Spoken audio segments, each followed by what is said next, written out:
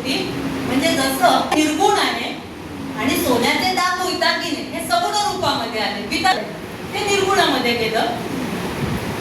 पण जसं बघा की एक ऋषींनी ध्यानामध्ये असताना एवढं अखंड ध्यान धरलं की त्यांना परमात्म्याचं जे रूप त्या समाधी स्थितीमध्ये जे दिसलं त्याचं त्यांनी समाधी उतरल्यावरती वर्णन केलं आणि त्याप्रमाणे चित्रकारांनी मूर्तिकारांनी त्या मूर्त्या बनवल्या. कसं म्हणजे बनवलं तर आता ऋषी मुनी म्हणतील की तुमची हिंमत असेल तर तुम्ही एवढा अभ्यास करा, एवढा जपजाप साधना करा, मग तुम्हाला प्रचिती आल्यापासून राहणार नाही.